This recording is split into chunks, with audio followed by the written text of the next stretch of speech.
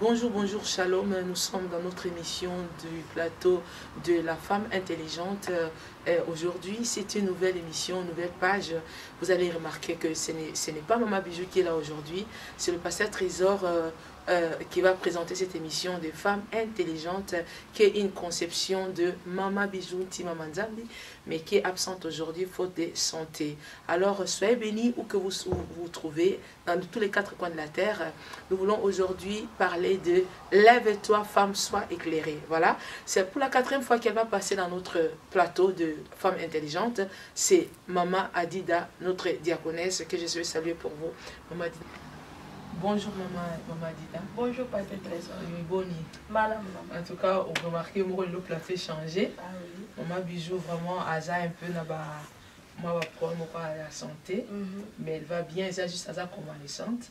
Elle qui est alors, à ce là qui a que non, maman a dit d'apenda, Azana m'a envoyé sa maman. Donc, il y a un moyen de rater les athées. Ceux qui raté, aux années, maman n'est pas raté. Et moi, que lève-toi, femme, sois éclairée. Et moi, c'est dans mon lili. Moi, c'est ça dans mouinda. Et bon, moi, si on pose l'éclairage, moi, c'est wapi. Bah, si on sort, mais il est bateau mouindou. Bah, jeune fille, bah, maman, tout ça, moi, si moi, oyo, pour viser. Moi, si oyo. Allah mon capé a éclairé et ça comme moi cité combien me balé oh ouais parce que moi si karaté mon taza moi si à Yesu ok même mon balé pe aza moi épouse ya Seigneur donc mon balé pe to moi il faut to l'amuka to ça l'éclairer pour pasteur Trésor si on doit l'aller pour ça les locaux monter et maintenant si on taza la pongi est-ce que pour ça les locaux pour ça les locaux te maman mais si comme moi si faut téléma tout le monde a la banda pour ceux qui moi si aza ko lamuka ndako pesa ko lamuka ceux qui moi si a beli ndako pe beli ya to le que moi si téléma ngenga pe lamuka na pongi pour tout le monde to l'aller belé basi to lali ba papa ba lali et ça ba papa ba abandonner mon salaire nzambe donc si on comprendre bien moi si oyo zo lobela ah ezaka moi si oya moi si teneti biso ezaka moi si par rapport à image ya moi si oui OK donc baza mingi baza ola to lali ebele mais moi si oyo il faut telema apupula poussière na ye basingo ekangami so totali na Esaïe 52 total Esaïe 52 total na verset 2 wana Esaïe 52 verset 2. Esaïe 52 verset 2. Verset 2. Alléluia. On a pu faire la mouka. Parce que biso nyonso. Biso nyonso. On a cassé qui ça bashi au babala. Moi si nyonso maman Trésor, moi si nyonso parce que Trésor fa la mouka. Et ça comme moi c'est pour moi si ozo libala faut la mouka petit. OK. Ah oui. C'est au lac do les cani. Et les cani.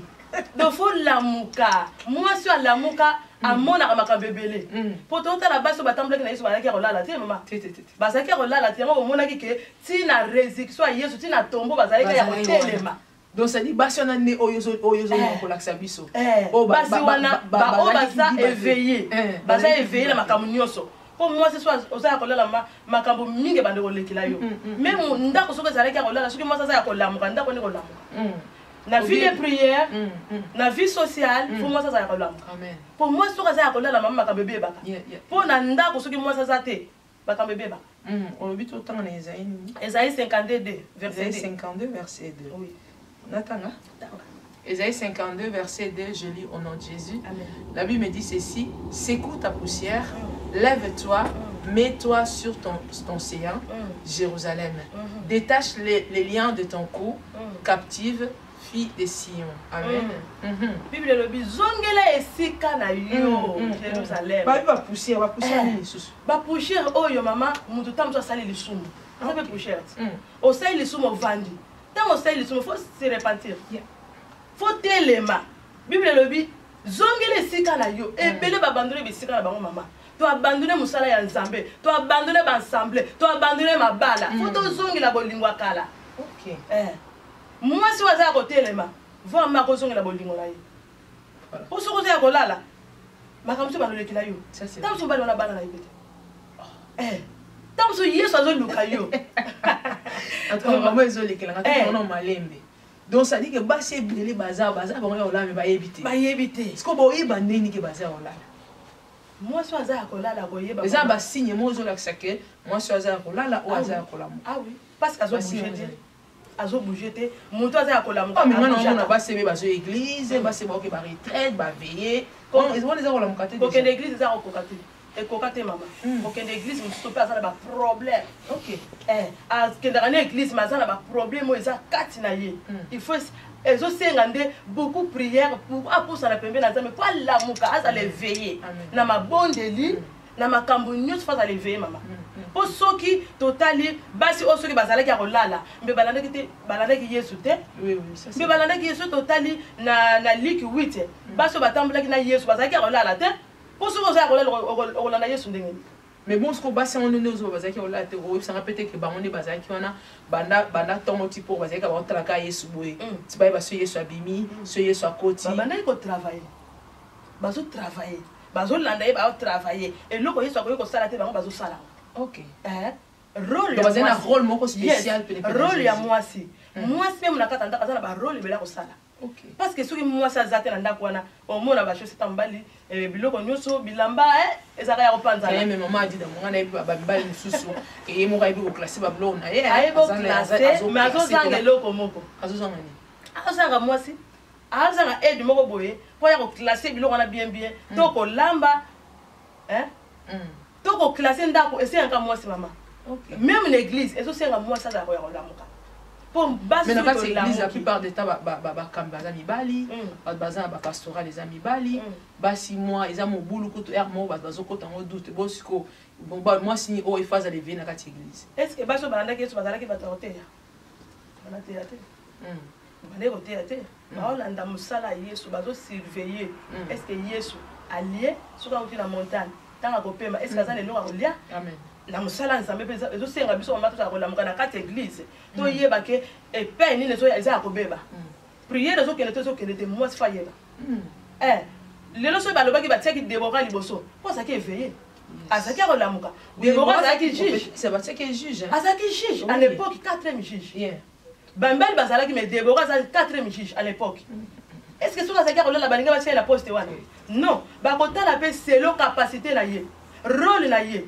Biso pe ba maman, lelo ba pona Déborah, bazo mona ozo sala nini. Musala na wesa nini. Rôle na jo eza nini na kati église. Ozo sala nini. Na ko ya église te na yaka pona yakaka. Non, faut na travailler. Na tia un pierre nanga.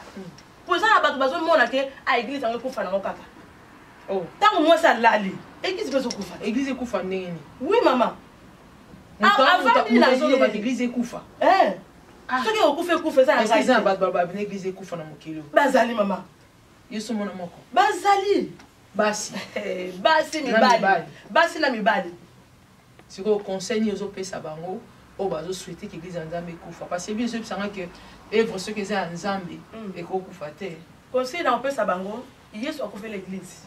Église ça ya mututé. Amen. Église ça ya pasteur te. Église ça ya biso nyoso. Et ndeto za boza appartement. Songa na ye na tie un pierre na comme église. Église ça mututé maman trésor. Église ça pasteur te. Ce que biso to ça ya ko lamuka, to ko ça la différence. Donc ni ba tout le temps ba non église ezo va passer pasteur, église ezo va passer diacre, église ezo va passer. Parce que to ça ko lamuka te. Donc ça comme ça la pasteur. Surtout il faut ça le lot pas ça. Ça to ça biso to ba wumba nzambe. To ça ba wumba Kristo. Yesu akufela biso. Pasteur caractère. Pasteur aza mutu lokola yo pe. Ngana zo ya ko zwa lobiko na pasteur te. Pourtant na ko zala ta mutu na kuta na problème moko bona ko senge pa nzambe. Yes. Pasteur aza wana pona akamba ngai. Pasteur pas ça mutu na kati église. OK, il pas ça. Il pas ça na azana posa. Abonde la nzambe na ye. Tam so ba pasteur ba kuta na ba problème. Ba le lage pa na. Mais est-ce que pasteur pas ça posa o lamuka? Pasteur fa lamuka. Il fa lamuka. Il faut aller suivre la bandimi. Pasteur rôle ya pasteur fa à suivre bandimi. Ce que zo mona bandimi il faut landaye. C'est ça rôle ya pasteur. Il faut ça ya lamuka. Ce que pasteur aza ko la la bandimi bandimi wa ya ite pour l'année. Oser va rôle na yete, oser va te attendre soit beli, tant soit na problème, moko bozo senga prière. Papa baza ba passer baza papa na mission. Ce qui papa za akola mukate, bana pe baza akola. Parce que kola muka oyo zo yibisa biso awa que femme lève-toi sois éclairée oyo. Eza ka koza éclairer na kati église ou bien eza pe na domaine mususu mutawe ko se lever pas à l'éclairer. Pour ce total Esaïe 60 maman, Bible lobby, lève-toi, sois éclairé. Vous allez éclairer car à dire que na ma prière.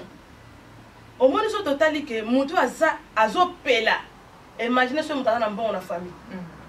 Batouana bana simana ye, batala mutuana. Mais la vie chrétienne paye. Ceux qui ont éclairé, famille na yo, bakobi kana simana yo. Et ça la mili muso zo bi kana simana cause ya yo telemi. À cause ya zo éclairé na ba prière. Nika Bible zo dans acte 16:31. Crois tu seras sauvé toi et ta famille. Ouais. Ça dit que mutu o andimeli Yesu, azanti mutu aza éclairé. Imaginez maman lo bien na acte wana. Tant au Paul bakoti prison na silence tant bazo bondela bazo ko adorer bazo yemba ma belé ningani tant ma belé ningani ba porte fongami prisonnier azala ki wala garde wala lobi ke akasi ba ngoti ba kimi ba lobi na été Pierre a lobi to kimi to zali bo kimi te bozali mais porte fongami ndeni a lobi ke na sala ni pona bino ba yebisi kaka ndima Yesu Masiya okobika yo na libota est-ce que libota na ki wala. Mais tant qu'il y a une dîme, ça c'est vrai, ça c'est vrai. Vous allez éclairer. Vous allez dire que soit éclairé. Yes. Tant qu'il y a une dîme, il faut que et ça, ma femme, maman, tant qu'il y a un téléma, ozo bondela, tant que famille na yo, et ça la prison moboy. Et ça ma femme sous la prison satan.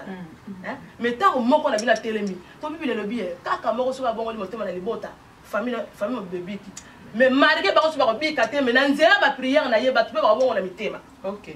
Ça dit que mutu andimeli et ngo bateke maman ndenge ba komi kombo na ye ba kompe ya mama pa ba. Il faut ba prière na ene mutu so influencer. Il faut influencer que libota. Oui. Ba ya pe na Yesu ba kan ba tato la pêche na ndenge na ba. Yes. So total moi so tanga ki makila mama suka zala ki rolala. Mais la bi karaté. Mais ça ki a côté la maso do kataka moyen ni ya ko sauver âme na ye. Pour la ba prière.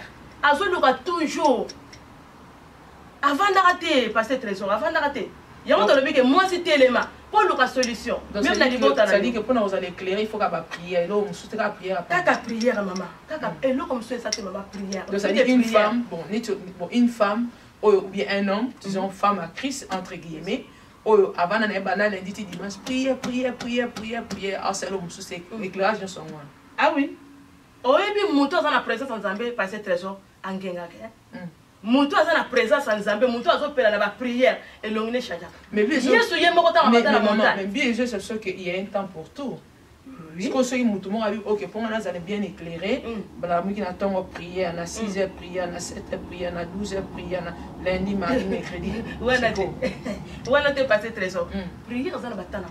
OK. Et quand ça peut-être qu'on a la distraction pour qu'on a ça la cam et ça la ndenge marta zalaki. Il faut nous appeler la taille prière. Taille pour lequel on Nzambe pour la libota pour la barre pour la famille pour l'église nanga. Pour l'église on sait beaucoup prière maman. Faut to prier pour na makamsu so ezala facile. Et tant que tu prier tant que tu na makamza et ça pour on dirait net karaté bato bazo sambela on dirait bazo sambela te parce que to ça kolala les hommes ont soutenu dans un facile et comme difficile parce que passer trésor et maintenant ce qui moto aza la présence en Nzambe azala souple ça c'est vrai azala souple makamnu so azala souple makamnu so azala facile mais moto yo azo tambola la robanga Nzambe te soit moto a prier raté aza toujours au point so ba yele les camdon ya ko raté donc l'église a ko raté tout ça la ko raté parce que aza domaine na ye eza ya prière te ya prière te ya on tolobi que moi si o atanga ki makila banda 12 ans ce qui avanda ki neka mama trésor ben nga zo solution te na malade na ye il fallait kala muka ba bi kuta ana manda zala ki na malade à lèpre mais ce qui a telema ki te so ba yebisa ki ta ke kota 7 fois na mai ali rabi ka te po zala ki a telema ki pourtant ba yebisa malade no o ezo loka fo kota na mai 7 fois. Il y a un moment qui a une solution. Pour ce que ça a été revendre, ça a été limité. Il y a une solution, il y a un problème. Et ça n'a pas été maman à latin. Il y a une église, mais ça n'a pas de problème. Ça n'a pas de maladie. Alors, il faut le côté les mains. Il faut les mains, on allons éclairer. Mouton a télémi maman. Moi, je suis à Kolala. Imaginez l'endroit où on est bandé. Pendant que nous sommes en train de travailler ici, je suis en train de rappeler à nos chers internautes que je suis avec la diaconesse Adida. Elle est venue nous parler aujourd'hui d'Ésaïe 60, le verset 1 où la Bible dit « Lève-toi, sois éclairé car ta lumière arrive ». Elle est en train de vouloir nous enseigner sur comment pouvoir apporter des solutions Ce n'est pas bon de rester assis, bras croisés, ne faisant rien, croyant que la solution viendra du ciel. Elle dit il faut être éveillé, il faut être debout dans tous les domaines, pas seulement dans le domaine spirituel, même dans le problème de couple, même dans le problème des enfants. Il faut trouver une solution, il faut rester éveillé, chercher ça et là pour que au la solution la situation aux bras croisés, un peu de sommeil. Maman dit siko. Basi onyo surtout oyo bazo yeba te comment bakosala po bazala éclairer. Bon que koluka éclairage wapi. Éclairage. Ayebita ki kozonga pas nani. Et pas pasteur et pas mobile na et pas babokilo parce que même somo na likambo ake pas babokilo et même les sous problème. Ou soit que pas semé que ne pas meilleur ami ou bien même tantine mora quartier et luquer les sous problème. Ce que batande est-ce qu'on y peut pas bazora pena éclairage. Éclairage c'est autre chose éclairage c'est qu'on éclairage c'est ça la makomi na Nzambe. OK. Pour nous éclairer, pour nous éclairer, parce que parole Nzambe ça qui tala tala. Et ça éclaircissement. Parole Nzambe on te éclairer à biso. Tant on a zomona que makambo zo simbate, faut na luka makomi. Faut na sonder l'écriture. Au cas que n'est pas bandeko ba camarade ba sœur à quartier, pas le solution est kokate. Ko em somo no ko to ko luka solution de ligue so. Et ça limité. Em somo le baki sur problème. Et baki sur ba problème, et ça limité. Et ça le ko la paralytique ça qui na pembe la piscine. À ça qui limité. Mais lorsque Jésus a yaki a télémisié. Amen. A télémi, au moins côté le message impact. Amen. Côté le message la puissance. Moi si on a télémi ya, moi soit mi yebi. Moi ça yebi valeur na yeux. Même na carte société. À côté le mapère en gagne santuras. Pour bible le lobby, biso ba chrétien to ça mungwa. Ya mokili. To ça muinda. Et muinda ceux qui bâtir avant la sa messe. So to tel on a Matthieu. Munda batia on a ça mais c'était monde éclairé randa. On a mon clip au fond ça allait éclairer et si on a côté ceux qui molli les ali fond ça allait éclairer. Lève-toi na ba lo ba lève-toi. Eza ki ndena za ovanda bena telema ou bien eza côté mo ya ndenge ni. Pour nga za ovanda. Côté le ma autorité spirituellement. OK, c'est le côté ma ndenge ya molimo. Quand on a molimo mtotema ndenge OK, na na tema molimo parce que ma molinga mingi na telema na tema. Comment ça se passe vraiment? C'est-à-dire quels sont les signes? Ba signes zo la que muto aza côté lema. Ba signes la que muto aza côté lema. Mama trésor, eza makamso soki na ko peso mbote boy. Soko za malili na ko yebo za malili. Eza na mutu msupe, eza na ba passé msutu pe. To mona papa na biso le ba soki mutu aza bien te. Kaka na mbota pamba ko yebo déjà. Akoye ba déjà mbote mususu alembisi ondile neti neti karate okoye ba dia mutu oyo aza malili eza lokola tokoye koloba soki balobaki soyez éclairés soki malili ezalaki amen soki balobaki telema seki mutu azalaki akovanda po mutu soki akozala kovanda soki mutu azala kotelema bayebi c'était telema c'est déjà nazalaki debout omoni basi oyo bamuseka oyo zome basaki akotelema yango bakutanaki na nkolo mpo soki bazalaki akolala bamutu oyo balalaki omonaki makambo esalamelaki bango mafuta ezalaki su te donc mwa basomba bango mpe su eza te ta eza su te donc yango biso tolobi totelema mpo na mosala nkolo ezokufa bandeko na nga biso bamama totelema tosangana mosala nkolo so ezokufa eza fete bapasteur eza fete bapasteur bazosala mosala bango bien te parce que église momi ebengama te babengama eza bapasteur. C'est le pasteur qui est là, il est le dirigeant, c'est lui qui doit... Pasteur, à ça appelle la gérant là. Il sont allés tout autour de la disciple. Mais mon toi bien mes pasteur. Il faut tellement. Non. Faut te souvenir petit. Ce qui a télémi. Mais ce que faut téléma. Ce qui vous a relala. Nous sommes les relala. Pour passer dans la besoin soutien. OK, tu as maman. Bah au bazar tout autour n'est pas télémi. Et bon église était Milani. Et puis c'était Milani. Quand ce toté bah au bazar tout autour je suis ba télémi, il y a yeso ba télémi, il y a passé sur ba télémi. Église peut à côté téléma. Donc ça dit que na kati etonga comme na kati famille, pour que maman se simba, il faut ba ba télémi baza ba on se baza ensemble. Ça dit que mutu moko télémi, sont à olemba. Amour.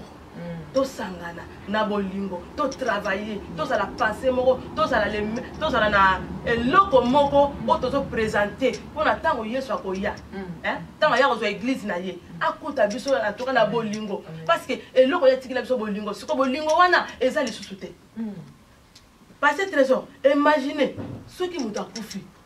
oyeba yete tozoke kutana ba cimetière biso nyonso tozoke kutana na été to la bilamba oui mais pona nini avant moto akufa to sangana te ya mais peut-être parce que pona nini l'église to sangana te peut-être parce que moto peut avant kufa yeba bon batni so yeba qui était ou bien peut-être parce que moto bisika nyonso tout parce que on va pas tout le temps ko benga ba nyonso boya poto kuta pona moto tel parce que likambo et salami ba que sika et bemezali neska ba aigle bayaka kasi on le bien pourquoi to lokana raté avant liwa pourquoi to lingana raté avant liwa mais ceux qui les weya mutu wana yeba ete bino so bozati la te bozo ke kuta na basimite bozo ke pesa la bambote mais biso to tikali pourquoi tout ça raté ils ont manqué ba yeso ko fila biso nyonso ils ont manqué ba réunion ba sensibiliser ba papa zaka moko Seigneur azaka moko yeso ko fila biso so to taille na Philippe 8 yeso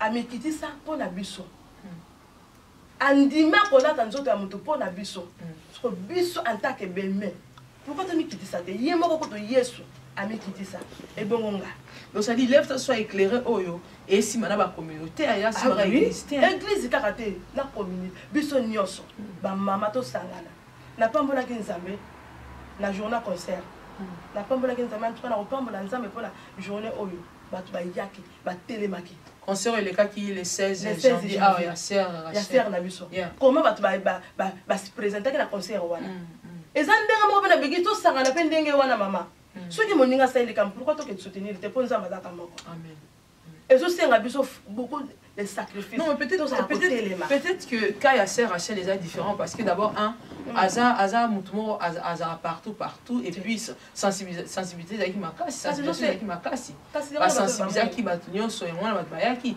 siko so yo sensibiliser no batute netingai no yeba neni ki osale lo ponga na ya maman ezali ezana batu batiaka makambo atie convention atie campagne atie en internet batbayete bokoyete pona nini ezani ndenge moko non peut-être que non mais peut-être maman a dit mais peut-être que na kena ki pene convention mususu na libanda Rotterdam na libanda ya Hollande soki kende ki libanda ça va mais soki moninga sali kam na kati faut to soutenir nzamba zaka moko mama yango zo senga to telema to lamuka surtout ba mama ko so ba mama to sangani passer trésor confuser aux assoute amen ba papa ba okabula biso amen ado bon ba kabula bato ah bon maman lobelo moko fo donc papa tu bakabola bato bon côté mususu to ko lobake omona papa na ndaka so asebisa mwana na ndako na ko kendekete mwana na ndako na ko kendekete to yoka na kate tata wana na ngai to yoka na kate yoko kende kuna te bosuki mwana lobi ngana ko kende makamno ya yo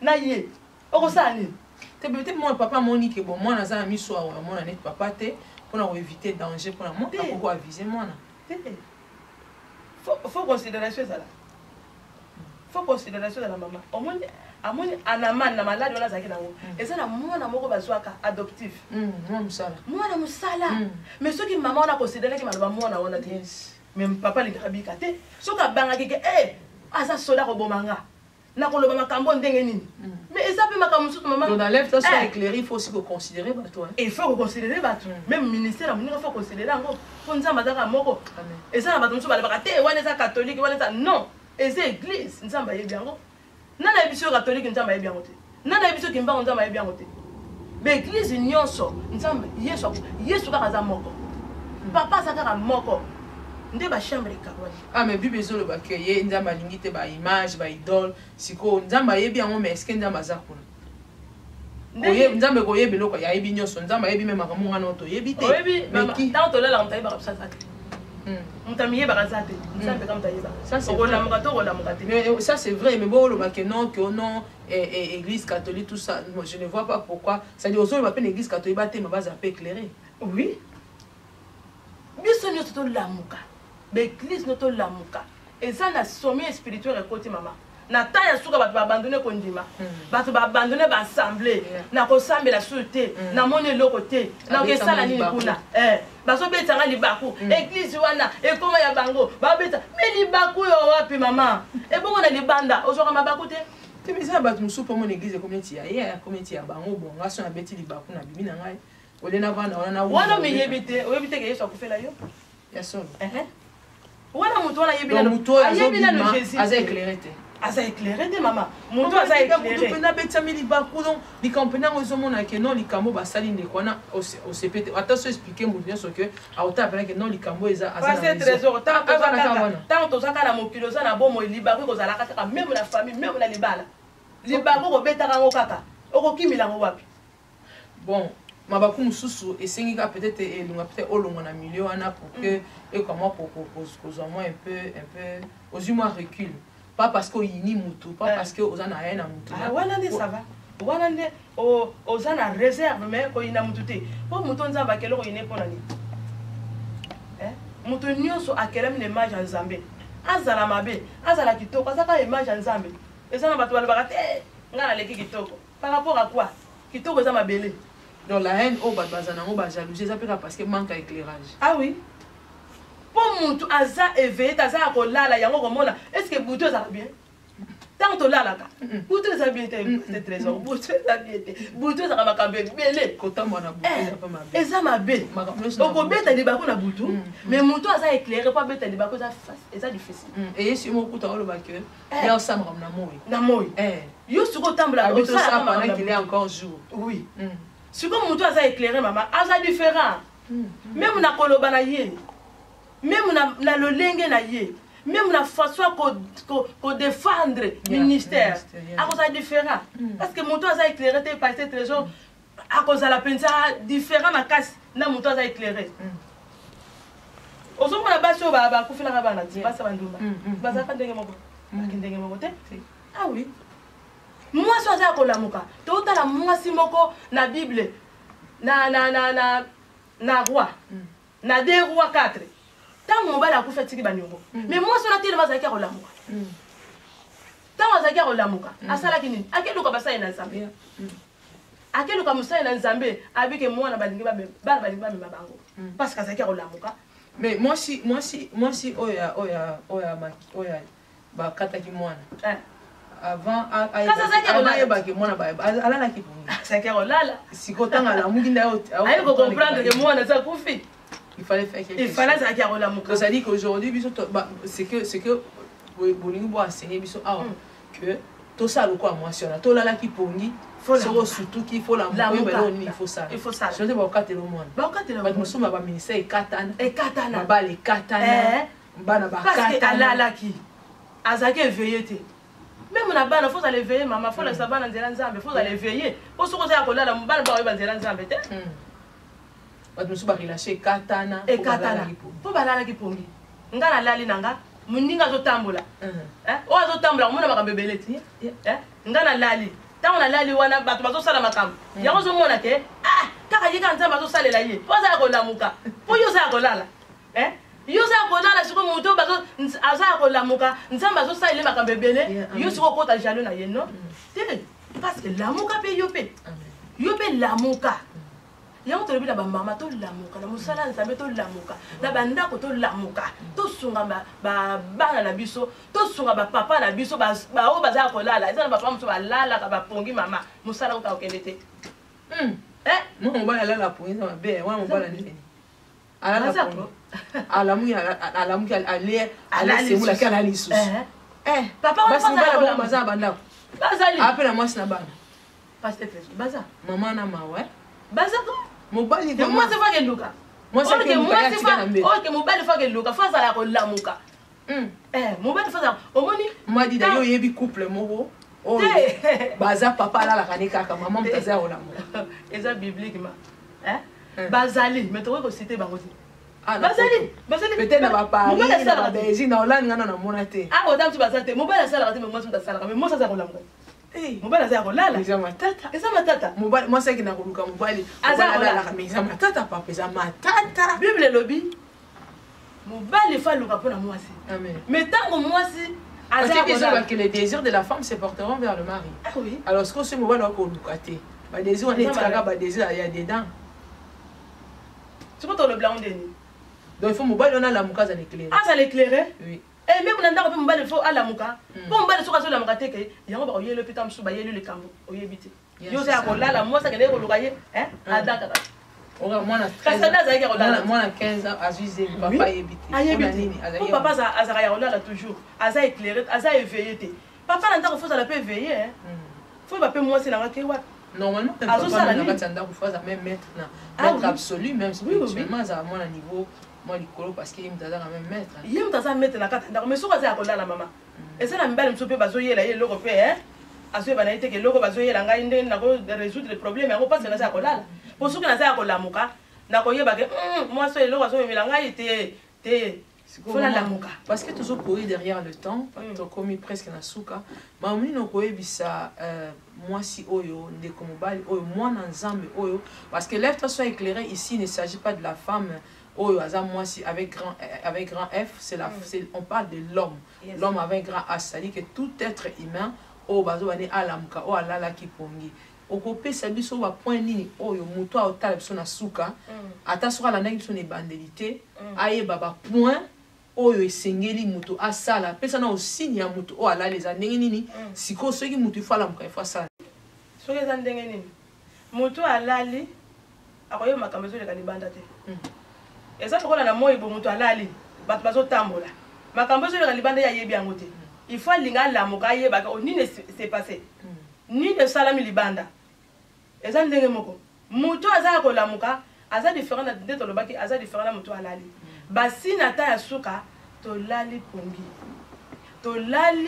pongi spirituel faut to lamuka to travailler tango mutu aza ko lamuka akosala mutu akendaka musala azaka na pongi te même na musala social soki oza ko lamuka ndeko yebake nazwa train nazwa metro na ke musala mais soko oza ko lala est-ce que rotire mandenge ni mutu passer trésor tango na lamuki na fandika na mbeto boy na sala loko mokote faut na telema na marcher na tambola mouvement moi si faut dans le mouvement église faut dans le mouvement pour yesu karata zozonga faut dans le mouvement na nina bisa ndeko moko alali oyo aza ko lala azo sala susute azo mona ke naza limité et loko na ko sala ngote pour na nzambe eza na bato musu ba teli bango ba limite et pas ya bato kokende na yote kosala na yote mais en tant que mwana na nzambe faza ya kolamuka pa sala makambo yesu azolinga to sala amen pour montre nzambe za lisusuté par cette raison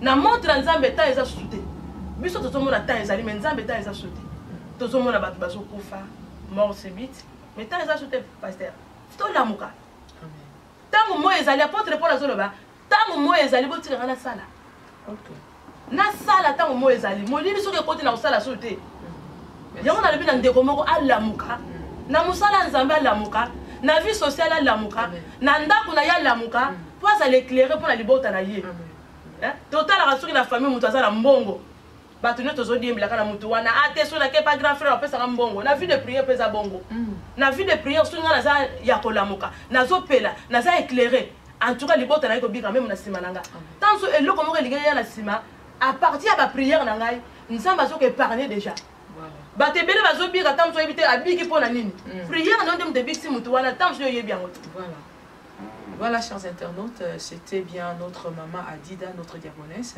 qui nous a parlé dans Ésaïe 60, verset 1, qui dit que lève-toi, sois éclairé, car ta lumière arrive et la gloire de l'Éternel est sur toi. Voilà.